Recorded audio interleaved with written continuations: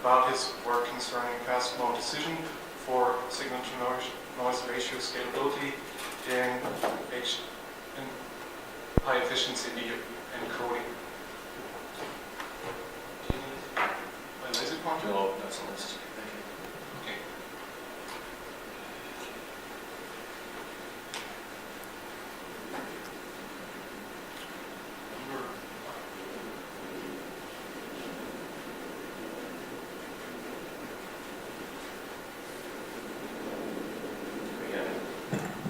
Hello everybody, my name is Bailleul. I'm from Ghent University and I'm in Belgium. The research group that I work at is called Multimedia Lab, and we basically have 4 different clusters of 4 different topics that we work on. First is social media, then we have 3D rendering and gaming, third is semantic web and the Internet of Things, and I am working at the cluster of video coding, in which we have 3D and multi-view video transcoding and encoding and decoding. And I will be working in my PhD on the encoding track. So the scope of my PhD is everything concerning HTTP adaptive streaming, and more particularly the encoding part of this. I will be working on scalable video for adaptive streaming as well. And for this I will be using the newest HEVC standard and scalable extension. So in my PhD I will try to introduce some optimizations of the HEVC encoder. I will try to achieve some complexity reduction. I will try to implement a system for rate control in order to achieve a constant bitrate for the video.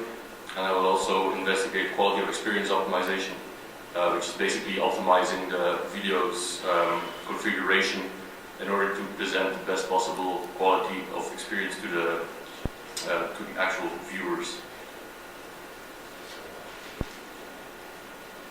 Some relevant skills and experiences that I have got already. I did my master thesis on adaptive streaming and in quality of experience. Of adaptive streaming.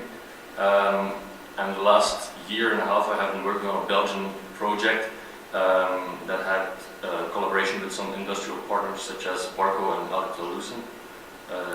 In that project, I was working on H.264 AVC and SVC encoding, more particularly rate control as well, where I have been using machine learning techniques. The primary sources of information that I have and will have for my PhD are, first of all, IEEE conference attendance like this one. Also conference papers, for example, at IEEE Explore. Also journal publications, and then you have the JCTVC, the MPEG and the VQAG meetings, which deliver reports and documents that we can access. And also with our lab, we have active collaboration in those 3 groups. A couple of other relevant conferences and workshops for my PhD are ICME on Multimedia and Expo, ICIP on image processing, then you have ICASP on acoustic, speech and signal processing, and the Picture Coding Symposium. 2 workshops that are more relevant for the quality of experience part of my PhD are then the workshop on quality of multimedia experiences, or COMEX, and QC-MAN, which is on quality of experience-centric management of networks and multimedia systems. The milestones that I have set for my PhD are, first of all, having the first conference paper that is accepted, which I achieved in July of last year at the International Conference on Multimedia and Expo. Then I'm planning to have my first journal publication. I will try to achieve that by submitting to IEEE Transactions on Consumer Electronics in May this year. Then, because well, it's necessary at my university to have at least 2 A1 publications, so at least 2 journal publications. So at last, I will try to achieve that by the mid of 2015. And I would like to finish my, well, the major parts of my actual research by the end of 2015. So then I will start to write my PhD thesis, which I would like to have finished by the summer of 2016. And then in September I eventually would do my PhD defense and hopefully get my degree as a PhD. So that's it for my PhD overview. Thank you for your attention. Thank you.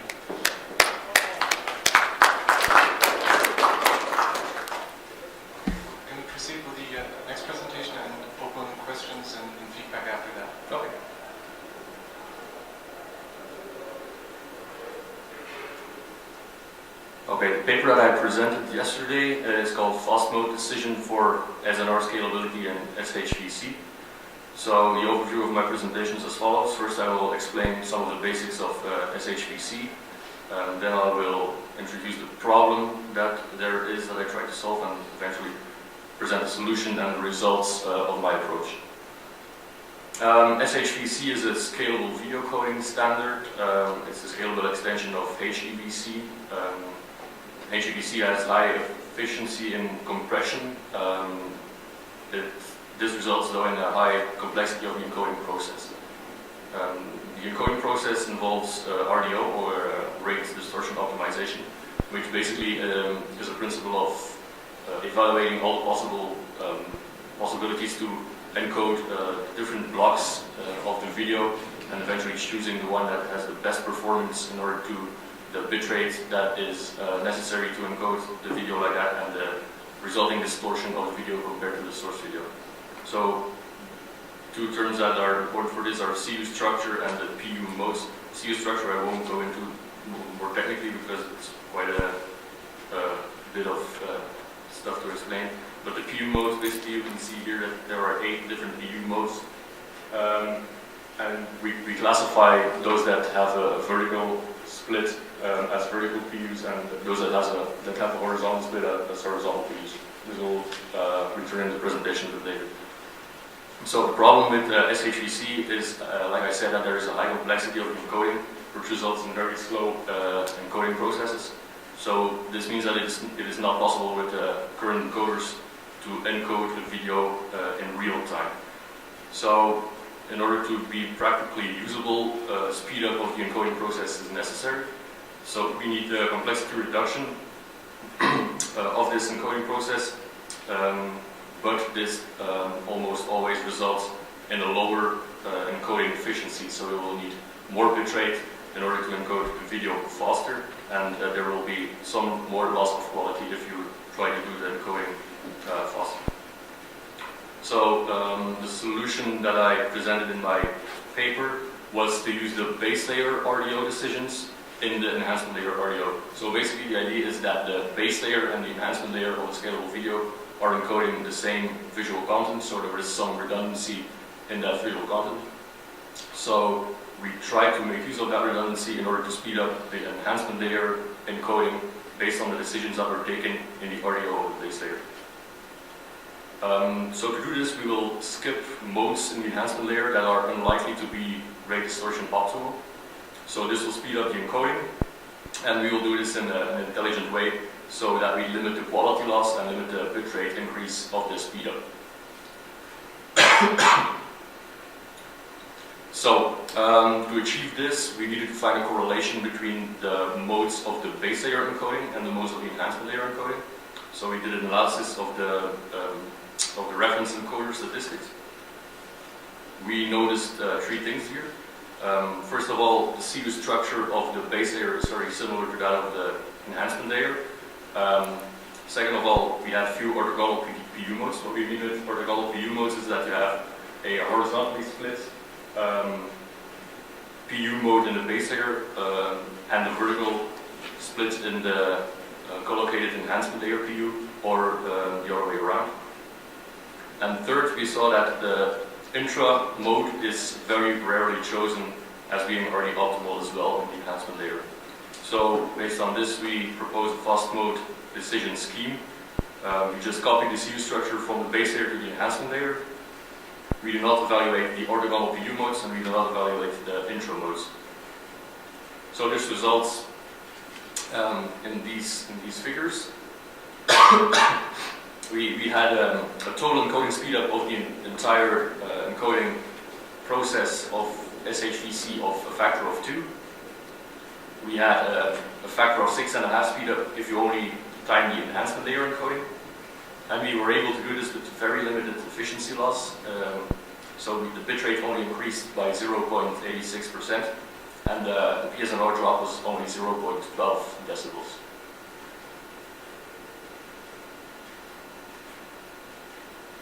So that's it. Thank you for your attention again. Thank you. Thank you for picking up lots of time. We have, I think, at least 6 minutes saved, so Okay. that will give us more time to ask questions. And therefore we come to the opening of the questioning part. Maybe some of the mentors would like to start by asking either technical questions or questions related to the structure of your PhD work. Okay. Also, a question to start with. You mentioned the noise ratios reduction. What was it, 0.1 to D? Yes. Does this relate to the mean square error signal? Does this what? I'm sorry? This mean square error. Yes, basically it is related to the mean square error. So PSNR is the peak signal. In most cases of video, that's 255 because that's the highest. Did you also do some tests with test persons? No, we did not do any quality of experience evaluation on this yet. But that will be part of my PhD though. Okay. Because the mean square error is a little tricky. Yes, it has some drawbacks. Yeah, that's true. But it is still the most commonly used Yes. metric to evaluate. So yeah, I use this one in order to be able to compare my methods to existing methods. Do you also use some weighting of these mean square errors for flat areas or for edges or so? No, this is the PSNR based on the mean square error, yeah, as it is calculated all over the picture, averaged over all the frames and all the pixels. Okay, thank you. other side. No, I'm sorry. And for that presentation, this is interesting. Have there been any similar work like this done previously or anywhere else? Could you explore that? Yes, there has been some similar work on the previous encoding standard, H.264. So H.264 SVC, so the scalable extension of ABC. For the scalable extension of HEVC, I haven't found any related work, but there is some related work on the basic HEVC. What would be the contribution of the PhD in terms of number of the that was good? Okay, the work that is done on HEVC is not always applicable to its scalable extension, so there are some very significant differences there. And also compared to the previous standard, SVC, the coding structure of the new standard is totally different. So the algorithms that were applied to the previous standard are not applicable here as well. So there are some principles that we can try on the new standard, but the results are very, very different than the previous standard. So there are some significant modifications and new innovative things necessary in order to achieve the same things for this new standard.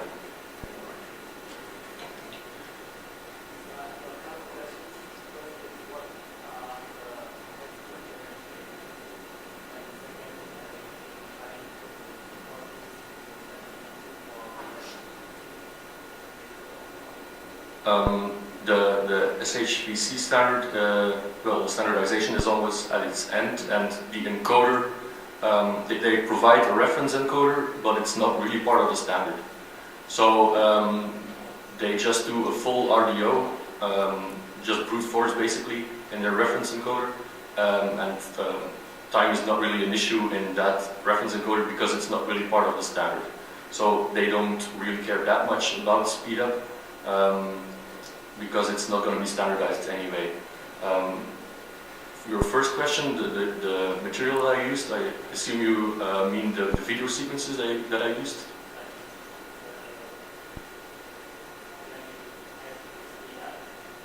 Okay.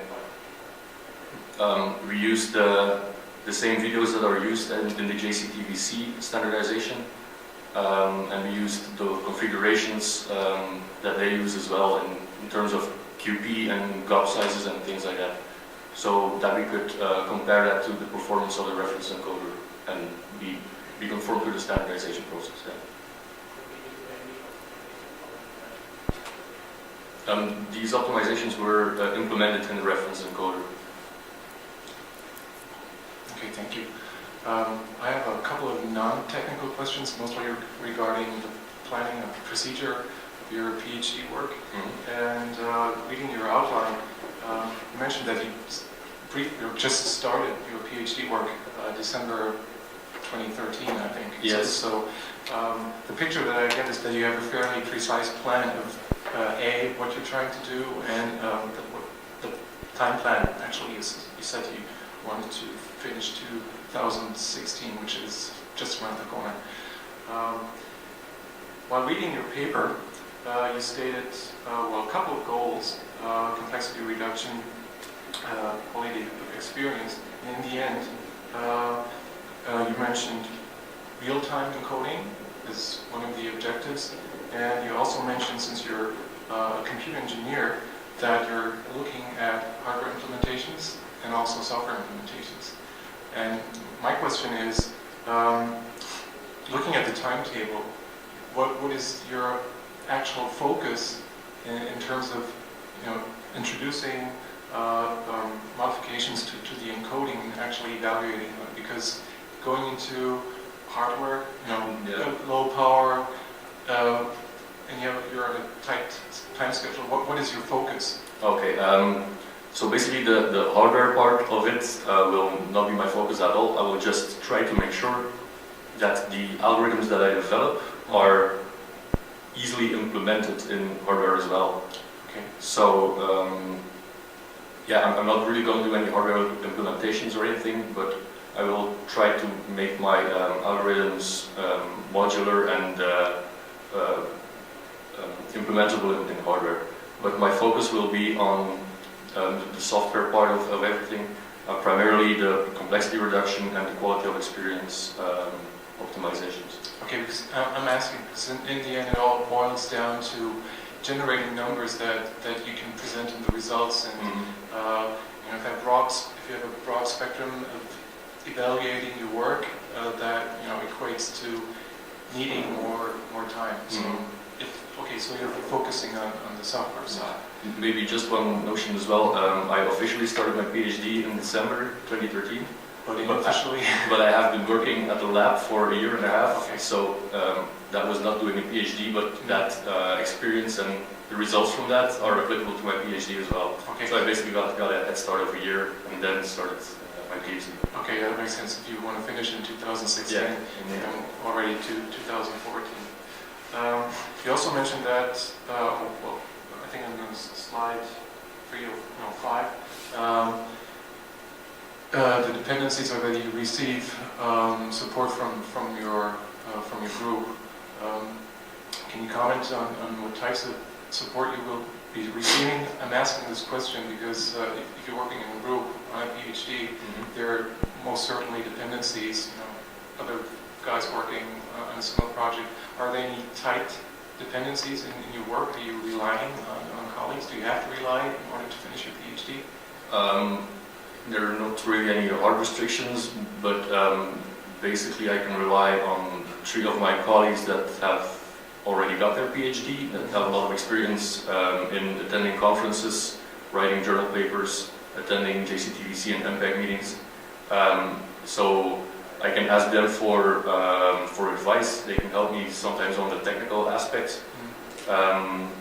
And also I can rely on their expertise and their previous papers that they have written to get an idea of how everything should be done, and to get some technical insights into the matter that I'm working with. But there are no technical dependencies in terms of your colleague needs to finish some part of the in order for you to evaluate your work? No, not that.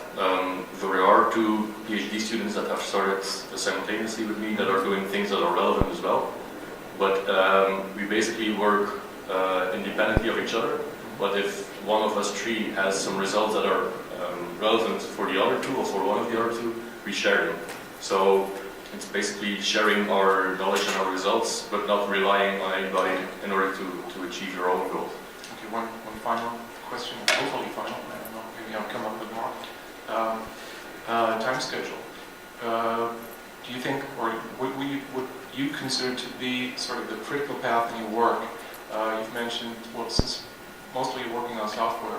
Is there some element, some unknown that you can judge in terms of how much time it's going to consume? Well, this is mostly the case with PhD work, but something that you're not sure of as of yet? Yes, basically, there is, for the complexity reduction part, I am very sure that it is possible to reduce the complexity. The only question is how much will I be able to reduce it, and how severe will the RD losses be. So that's not really I'm concerned about, but the other two pillars of my PhD are more unsure in that respect. There I will be trying out some experimental algorithms, and I am not sure that they will be as efficient as I hope them to be. But basically I constructed my timeline like that all those three pillars can be researched very independently of each other. So if one of those three aspects demands more time, I can just drop some time for one of the others, or maybe drop one of the three pillars as a whole, if that is necessary. So it's not that there is one critical part of my PhD that will result in complete failure. Showstopper. Yes, indeed. Okay. One final question from the audience, or Not a question, maybe some suggestions. I think it was very nicely structured. Thank you. But in the future, if you have some more time, then maybe you might slow down, speak, presentation a little bit. And another point is, you said, I think in 2016 or so, you want to write the dissertation. Maybe it's a good idea to start earlier. Yes. To write already the introduction, problem is due to the feeling there is already something on the paper or today on the hard disk. Yeah, I am planning to document all the research that I do, and will basically write my PhD thesis while I'm doing the research. Yeah, okay. But I know out of experience from my colleagues that doesn't always result in one whole entire PhD work, that they have some work that can last for several months in order to make it one entire entity instead of just puzzled research papers stick together. So that's why I have foreseen a couple of months in my planning for the actual writing of the thesis. At the end, you have to read it all over and make some correction. But if you start writing at the very end, it might be necessary that you amend things several times. Okay. I know this from my own experience. All right. Thank you. okay, if there are no more suggestions or questions to the... Oh, Ken. I have one non-technical comment about your presentation. I hope you will include some process while you are pursuing your PhD to learn how you will be able to make a good presentation. For example, you had lots of space in your slides, but you didn't mention something detailed like you had lots of acronyms which non-experts could not follow. Yes, I understand that's true. I am guilty of that. So I am already stuck even before giving a technical question. Yes, but Even though I am a bit familiar with video coding, I was deeply involved in tech activity. So I know to some extent about video coding, but I am already stuck. okay. So if you are talking to experts, real experts, for example, at an annual meeting, that's fine. But always think about who is the audience. Yes. It will be very important, especially when you go into industry, like me. I don't do industry. So you will have much wider variety of people, including your potential customers or current customers, to talk. Okay. I'm sorry about that. No problem. You will have lots of time. Okay. Okay, Thank you so much for the first presentation. Thank you again. And we're going to move on to the second presentation by Andrés Figueroa. If not, he might need to correct me. And the next presentation will be about assistive technology for enabling autistic people to communicate with probably non-autistic people, right? Hopefully.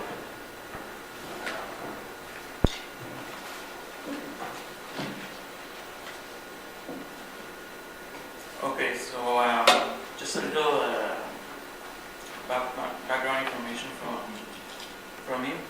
The paper that I presented here in the conference is not properly from my doctoral work. It's related.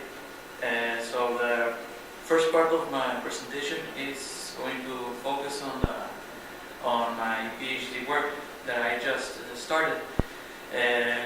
Right now, I just finished my first semester of my PhD. So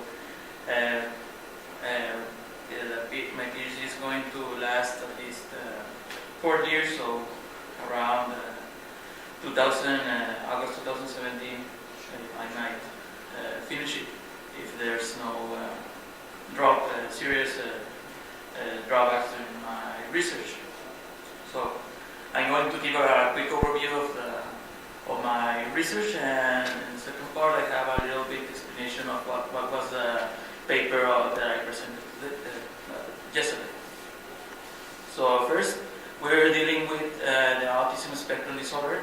That is a developmental disorder of the brain that affects several aspects of sociability, language, behavioral flexibility, and imagination aspects of a person afflicted by it.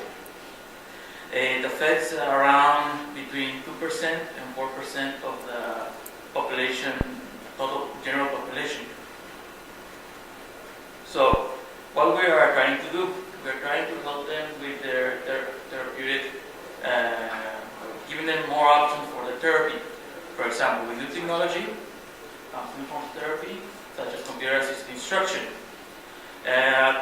People with autism seem to have a knack or a proficiency for technology. They learn it very quickly, sometimes even quicker than us, to use certain apps or certain technologies such as tablets. So we can use it as another form of therapy, but the drawback is that we have to design it specifically for them because of the wide range of physical and cognitive characteristics that they have.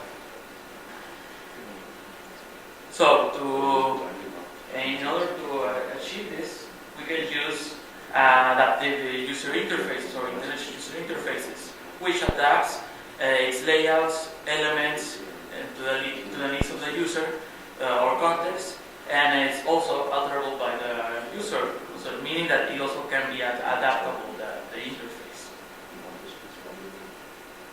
So, what are the previous parts of the adaptive user interface? Is the user model, the domain model, and the adaptive mechanism that we will use in order to adapt the interface. So I'm currently focusing on the user model aspect of the adaptive interface.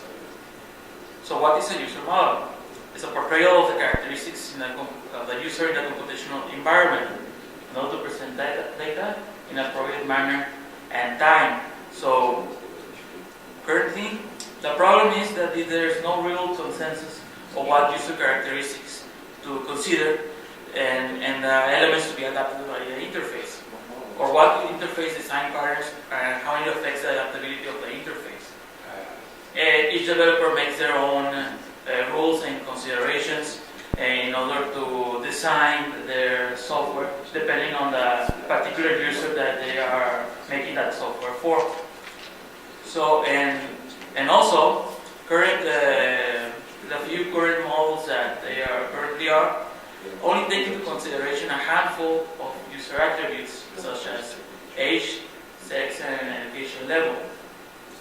So, in the case of a person with disability, it can be especially difficult to design a particular software for them, and even more so in this case that we are focusing on of an autistic user, it can be even more difficult because of the characteristic that it is a spectrum that even though it has a few basic traits, the varying degree of affliction between each trait can make each autistic person very unique and a challenge to design software. So one software, even though it's designed for autistic user, can be more usable and more effective for one of them than another autistic person. So what is our proposal? Is to provide an autistic user model for the design of adaptive interfaces. This is a first proposal that we are currently developing and help with mental health specialists and take into consideration several attributes. And with the values are defined by standardized testing, such as the WISC testing, the vendor testing for visual perception, mental age, and for example, the WISC testing takes into consideration the IQ, several types of IQ, and several cognitive aspects. So this is my milestone for my first semester, just the pure user model and what characteristics to consider. So what is my ongoing work for this next semester? Still detailing characteristics with proper standardized measurements such as IQ, perception, and others, and to define what usability patterns and considerations to take in the interface design based on those detailed measurements. With those detailed measurements, we can determine what interface aspects need to be changed and adapted with a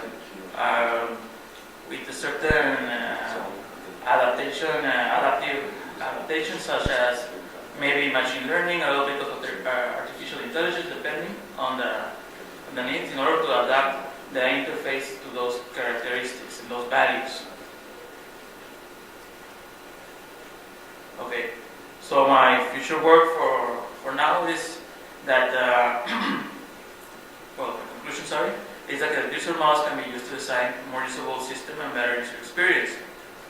Adaptive interfaces can offer particular personalized interface to use of the system without developing different interfaces for each user. And like I said, my ongoing work that map user characteristics and design usability patterns in order to achieve a complete interaction model for that user.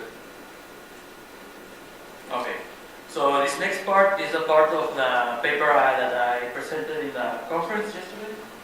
So it's about enabling autistic people to communicate with others via an Android application. So first, what is an augmentative alternative communication? It's a type of communication that they can do with other means.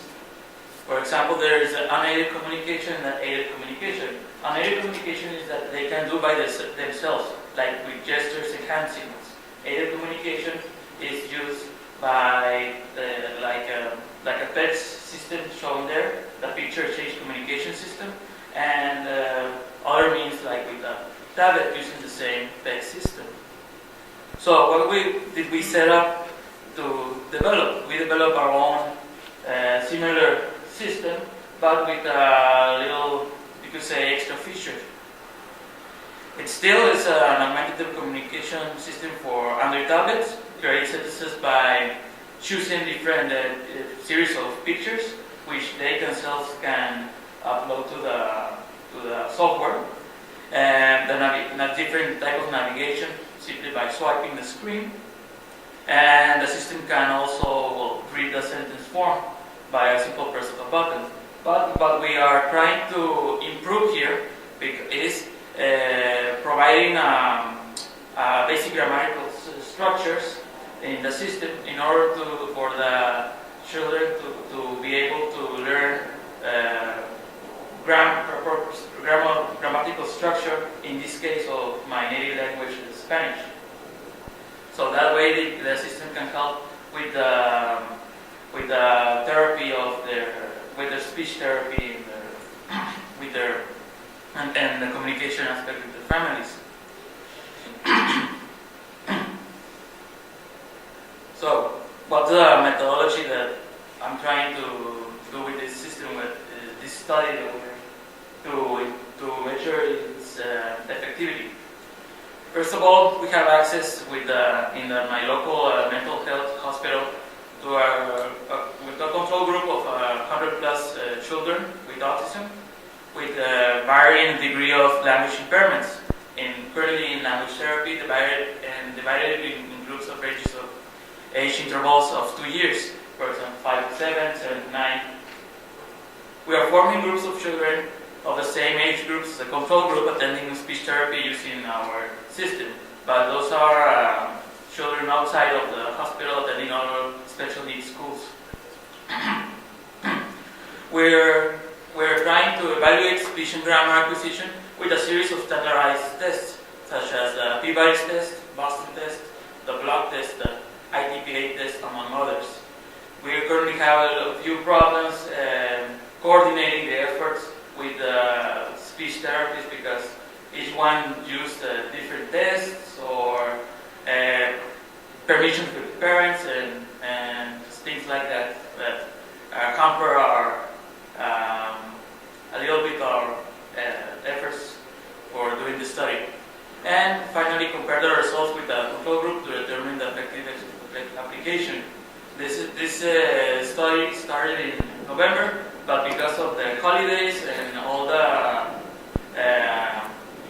difficulties we have been having organizing the tests, I currently couldn't present partial results or in this conference, sadly.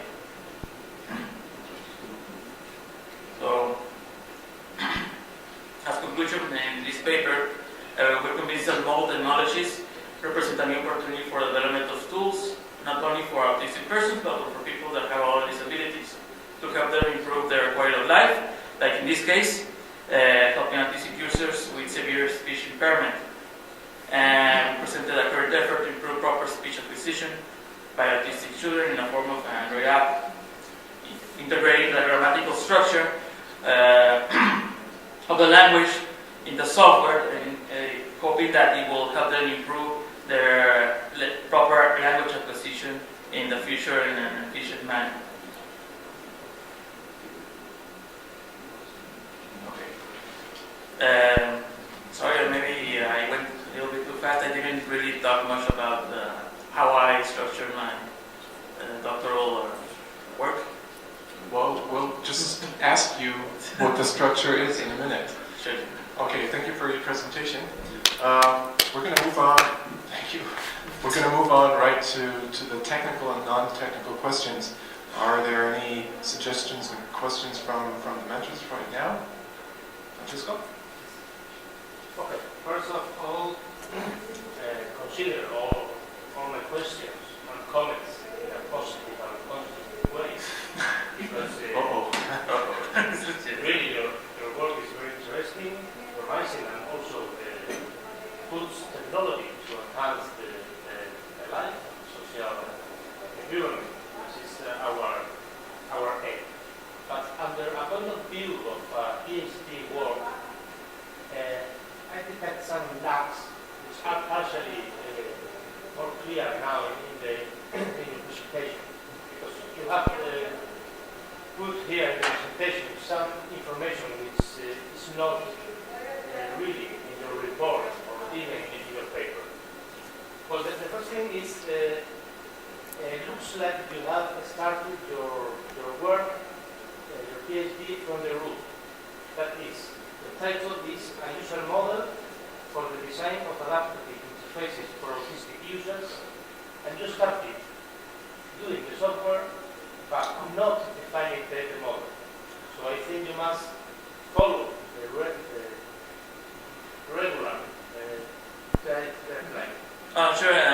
The thing is that the software that we made, we started making it before I started my PhD work. It was started for, you could say, another different project separate. So it's not, that's why in the beginning I said that I'm going to present the first part about my PhD work, and the second part that's related but not specific, the article is related but not specifically about my PhD work. So that's why I, said a little disclaimer in the beginning. Also,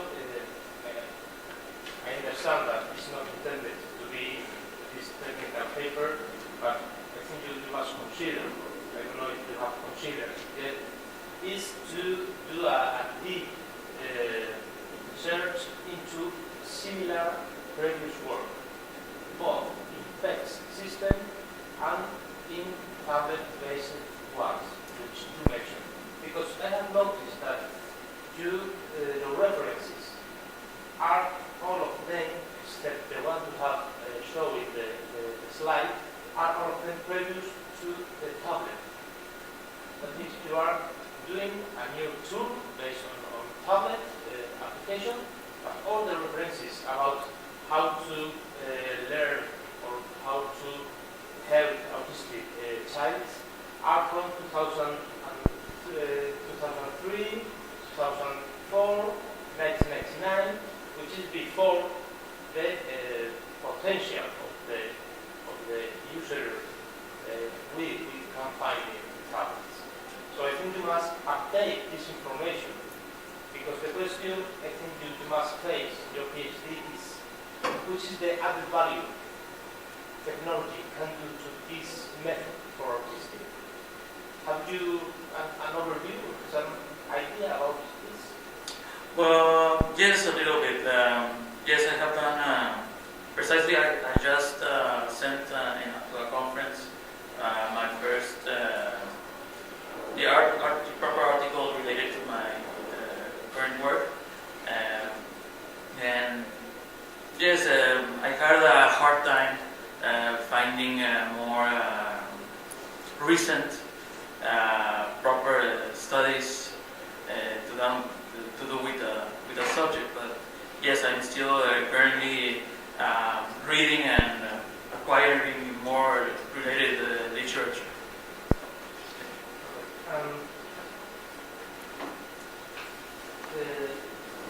Another thing you have faced in the slides, not in the paper, and were commented by the reviews of your work, is about the definition of metrics and how to measure and evaluate your system.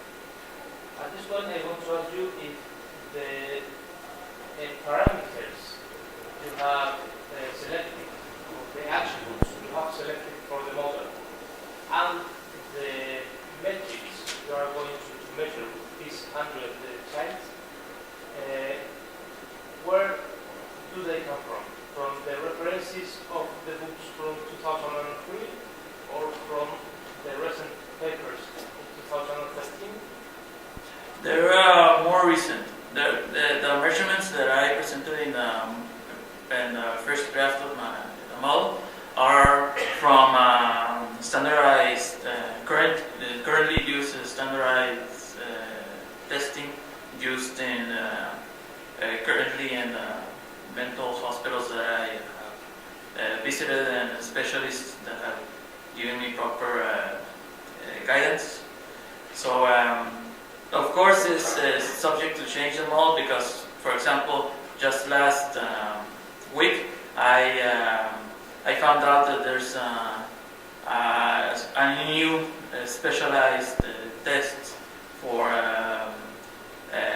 IQ measurements, but for autistic children that, well, I have to now research and get a hold of in order to properly evaluate for possible integration into the model. So I'm currently always trying to review with the new information. Are you working alone or with contact with a therapist?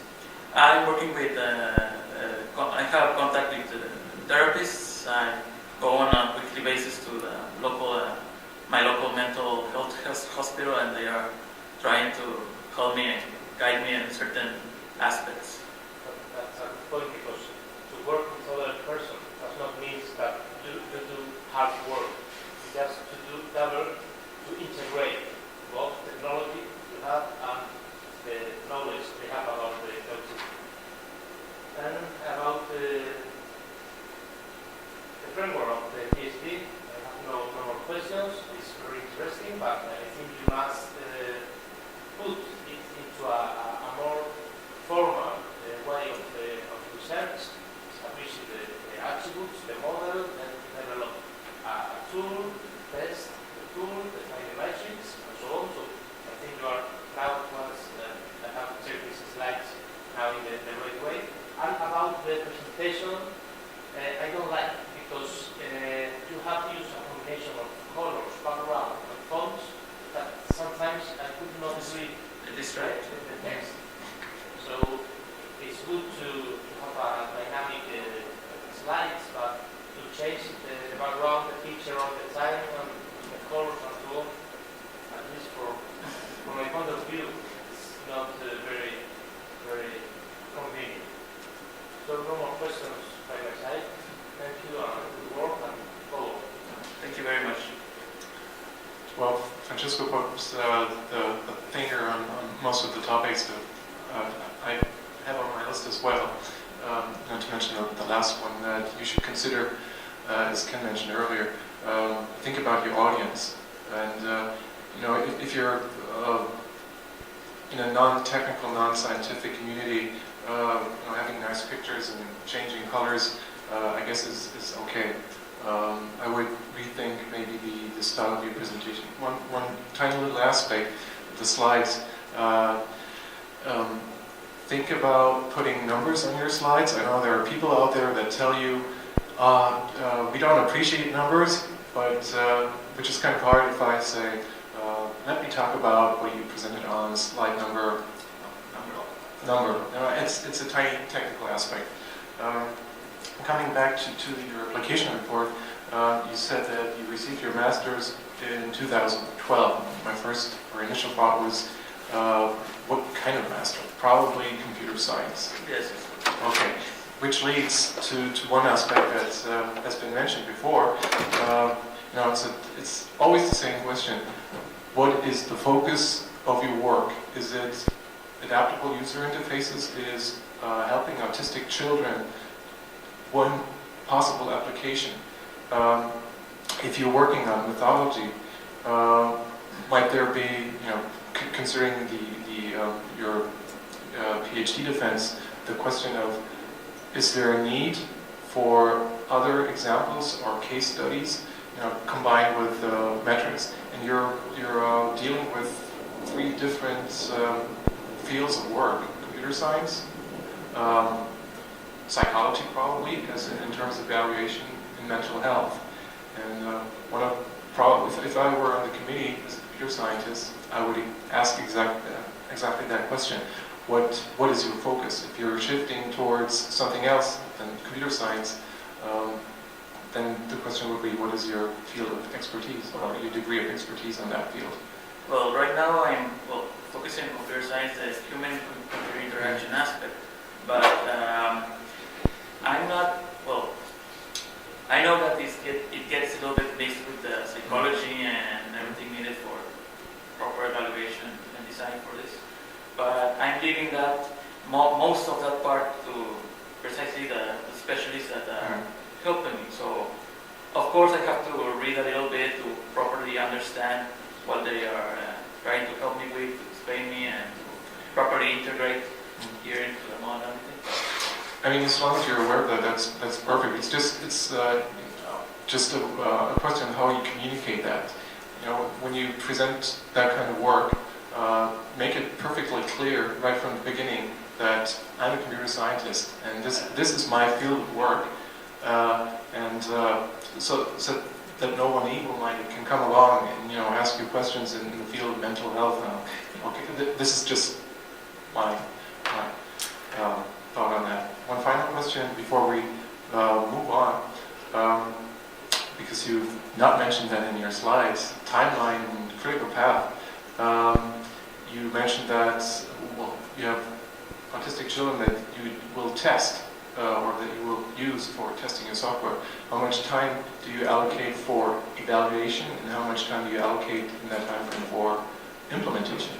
Okay. For the implementation aspect of the software, since we started, before I started my PhD, it was already in an advanced state, in this case, for this system. So right now, the idea is that is conclude the study in around 6 months. Okay. So starting right now, this month precisely, is in 6 months' time to finish this study. Okay. Senna, you have one comment.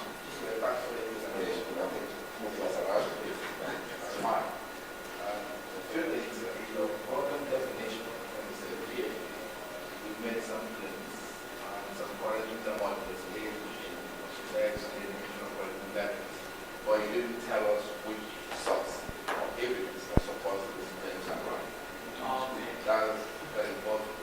And I think with various publications, I mean, very well in the UK, we don't use the context section more. In the UK, most of which we get them, and gender is quite generic. There are other factors, like consider not be possible to take the box set because you have to degree on moving the time. The next thing here is about your conceptual framework. I didn't see any conceptual framework based on what you're doing. I can just follow. Because I do some work on assistive learning using technology. If you look at my work on treatment for handicapped and disabled people, and there are lots of conferences in Europe to get their journal publication, but you can learn their journal. I can help you don't want to do journal. I give it to you, and then things that we do better with assistive learning, and this is my view. So I mean, the other gentleman, we got a better point in terms of references to the quite obsolete compared to the present generation. We're talking about tablets, and you're referencing something 1990 something. Psychology important, right? The indicators you use for your formulation benchmark, you use that, not too much. So that really looks at the kind of effective to me. Looking at non-psychological applications. So these kind of two areas we need to separate so that the audience understand what you're trying to say. So from computer science, like most of us, but most of us don't work in other areas like cognitive psychology, physical cognitive. So please try to, it's a very good work. But if you do justice to it, everyone will remember you forever and ever. And that's what you do. Okay? Thank you. Okay, I think we're going to wrap up the second presentation. Thank you again. And we're going to move on to the third and final slot. Work presented by Estrella Garcia-Lozano. I hope I got that right, or at least close. And while she approaches, let me mention the paper title, which is a new traffic information service for smart consumer devices. And again, we'll be focusing, I think, a couple minutes on your work field, and then we're going to move on to a short version of your actual presentation.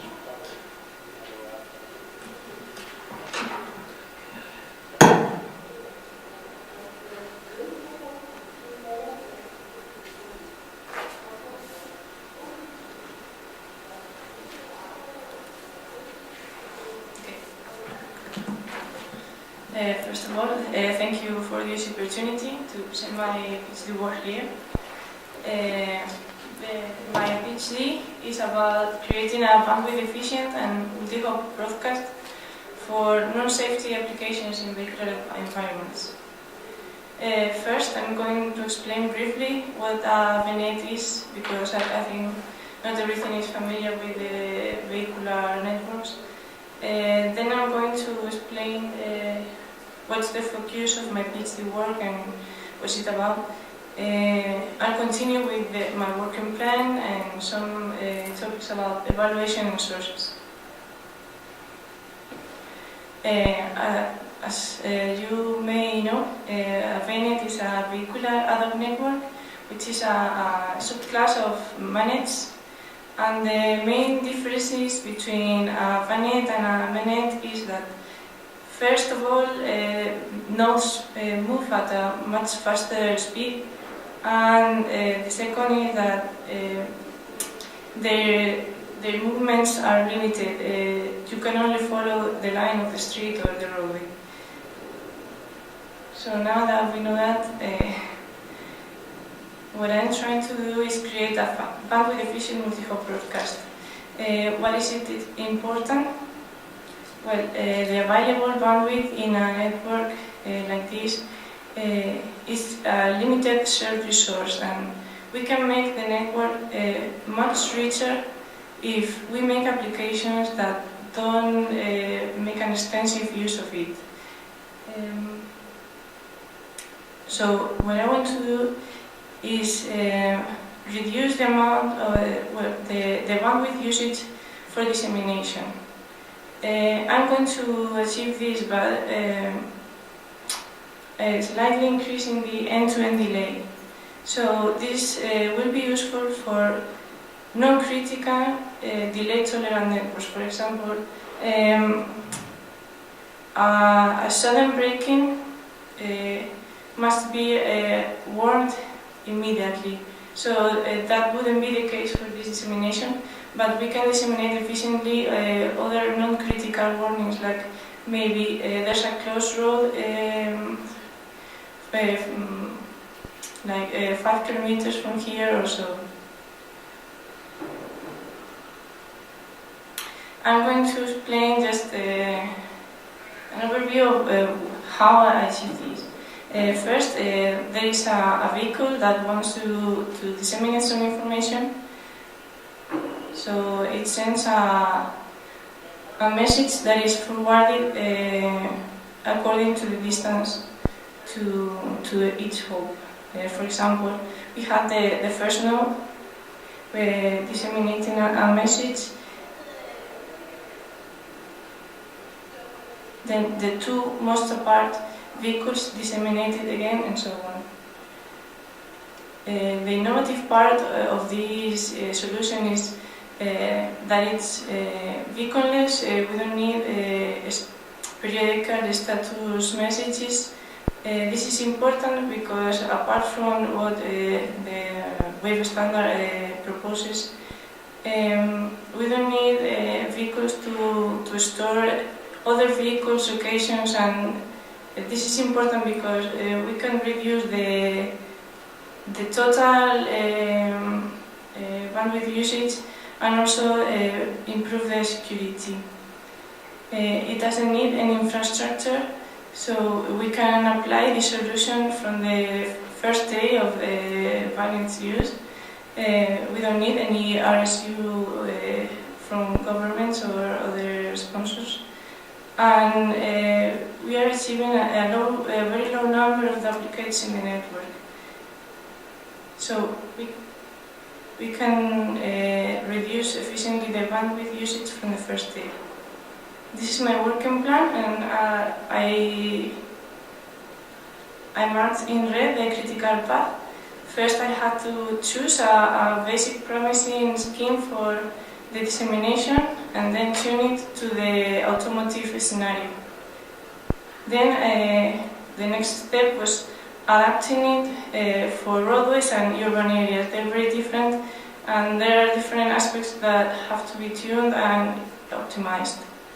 It also has to be resilient to disconnections due to sparse traffic, or maybe even a low penetration rate of the onboard computer in vehicles. And finally, I'm using also some use cases in part to prove the usefulness of the solution, and also to present the solution in different meetings and conferences. I've done most of the work now. I'm working on the tuning for urban areas, but most of it is done. My deadline is this summer, so I think I'm in a good plan. About the evaluation, for us, well, most of the time of my PhD work, it was only possible to do simulations, but though there are already prototypes for testing vehicular solutions, for us it's still the only possibility because we can afford a huge number of vehicles in roadways or cities moving with this software and hardware. Also, I've tried 2 different simulation tools. First, I was using NS2 with a custom scenario generator. Then I moved on to VIMS. That is very convenient. It's a combination of a traffic simulator and a networking simulator. And the only way of proving my achievements is by comparison with other published proposals. So it's very important to state clearly how the simulations are done. There's even a paper about this, because I must be able to compare my solution with others, and others must be able to compare their solution with mine by repeating simulations. Finally, these are, in no specific order, relevant sources from where I find related work and where I would like to publish my work in the future. Some other conferences are, for example, the VNC or the VTC. They're very famous. Other relevant journals are, for example, the Wireless Communications, Transactions on Vehicular Technology, and so on. That was all about the first part. Maybe I can start with the second? Please go ahead. Okay, thank you. This is, as I said, a use case of my solution. I developed a new traffic information service with the collaboration of the people in the Technical University of Munich. As you can see, the work is done by Wolfgang Wurden from Munich, my advisor and myself. We wanted to make use of the high computing power and connectivity of consumer devices to implement a new concept of traffic information service. As you may know, traffic information service let us know how's the traffic status on other points. For example, I want to know if the route I'm choosing is congested or not. And most today's solutions are based on a push strategy. Vehicles periodically broadcast to others the traffic situation where they are. And this means again a high bandwidth usage. So our approach was, instead of everyone sending periodically their status, let's do it on demand on only a selection of vehicles answer to this request. With this, we achieve a lower bandwidth occupation, and we don't even need the degradation as other solutions do. So we defined 2 clear strategies. First, the bandwidth efficient dissemination that I'm working for my PhD, and then how to select the repliers to the status request. The multi-hub broadcast scheme for roadways is published in this article. As you now know, it's infrastructure-led, bandwidth efficient, and it's also resilient to small disconnections due to sparse traffic situations or low penetration rates of the application. And regarding the reply policy, we wanted just a selection of vehicles answer the request. So we wanted to first reduce the number of replies, but also ensure a good estimation. And we tried, we evaluated 3 options: probabilistic, vehicles just answer with a fixed probability, then counter-based, in which vehicles first count the number of replies they hear, and then if they are less than a given threshold, then they reply. And content-based is very similar, but vehicles just count the similar answers to their own one. To summarize, we found out that probabilistic was simpler and it's the same results of the other when there was a low probability, and the optimal probability value when there's a full penetration in the network is .032.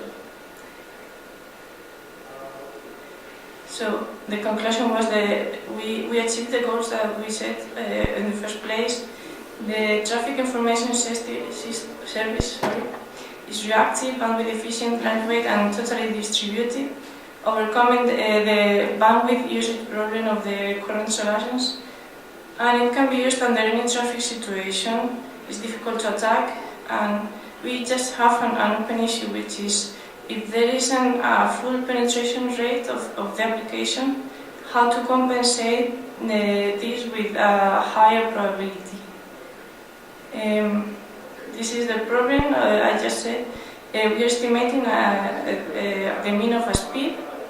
So the size of the sample, which is the number of vehicles that reply, depends on the penetration rate of the application and the fixed probability of replying. So to compensate the low penetration rate of earlier stages, we should use a high probability so that we keep the desired error to the same level. This isn't part of the current short paper, but I'm already working on it because we'd like to include this part, which is I think it's important, but the short papers were very short, for an extended version in case it's accepted in the TCE. So thank you very much for your attention. I'll be glad to hear any comment. Well, thank you for your presentation. Again, same procedure. I think we can move on to technical and non-technical aspects of the presentation of your work. Anyone of the mentors willing to start suggestions, throwing questions? If that's not the case, let me start. While reading your paper and your applicant's report, the first thing that popped up in my mind is that's not the critical path in terms of technical issues, but evaluation issues, is that you rely on simulation. I'm not an expert for the vehicle network-based simulation, what type of instrumentation you have and what spectrum of options. But is it common in your research field to rely on those simulation techniques? I don't know if they're PhD students driving around in their cars with their wireless equipment and testing their thesis, or I'm just asking because if you solely rely on simulation and someone else comes along, well, have you done some practical tests? What's going to happen? Yeah, thank you. I know this is a problem mostly because, if you perform some simulations, they might not be very realistic. That was part of the problem.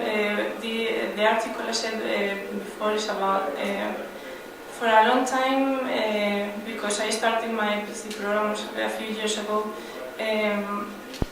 It was impossible because there wasn't a hardware prototype of a .11p communication card, and it wasn't totally according to the wave standard and so on. So in the first place, the only way of comparing and providing results was by means of simulations, and the majority of the papers related with this topic, they only provide simulation results.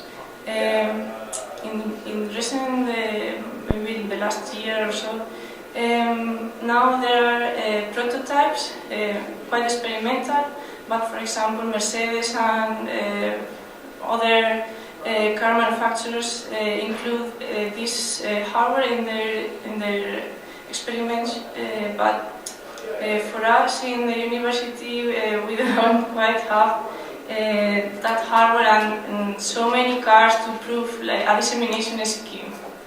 So for now, there are still the majority of the articles in the area proving the results by simulation. So for now, I'm safe. Okay, as long as the community is relying on the same resources, so that researchers working on that, most of them use the same simulator, and the quantities or properties of those simulation techniques are known. Mm-hmm. Everyone knows what they're dealing with. Otherwise, you would say, well, is what I'm measuring something an effect of the simulator or of my own work? Mm-hmm. Regarding the simulation, are the simulators generating sort of random traffic events or random traffic situations, or can you provide or integrate sort of sampled data from actual, I don't know, footage that's come from real traffic? Mm-hmm. You mean if I can fake a true scenario? Yeah. Yeah. It's totally dependent on how you implement your simulations. I always try to do like an ideal scenario in which there isn't any other traffic, but I always use also like bandwidth traffic so that it's more realistic scenario. One more question, also just in association while I was reading the paper. Your focus, you're in the domain of networks, ad hoc networks, low bandwidth. Is there another specific field, networking field that you think has sort of close relations to the problems that you're working on? One of the things that just popped up in my mind that has been really hot a couple of years ago is wireless sensor networks. Same problem, ad hoc configuration, low bandwidth. Is there something that you can benefit from or that sets you apart? Because again, if I were to be sitting in your PhD defense, that might be an answer I would want to ask. Yeah, it was in the first stage where I had to choose a basic scheme.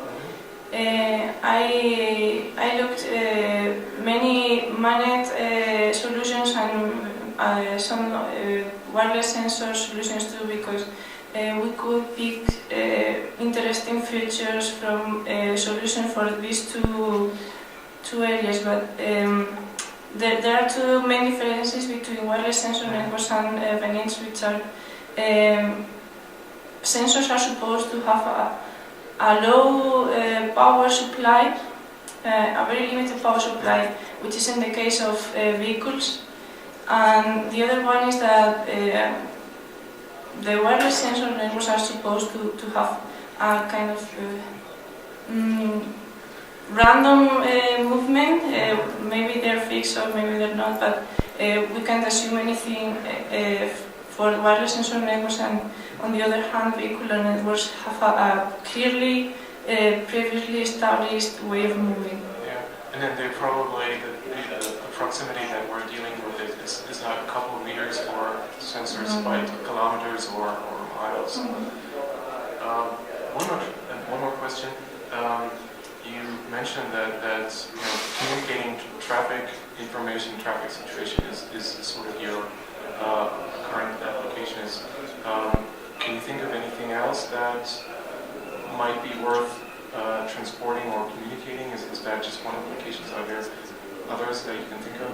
Yeah, another use case that is already published is, for example, a petrol station that wants to advertise its position and maybe... Including the price? The price, or maybe you have an affiliate program, you want to communicate your brand or so on. We implemented like a push advertisement system that is limited to a given radius, so that all the vehicles in the vicinity coming to the point where a petrol station is can can be aware of this information and maybe other petrol stations in the area. Okay, before I continue babbling, one final question to the event or audience presence, something that you, Francisco. To remark that the expression is here, slides, very well sorted. So in this way, you have a very positive way.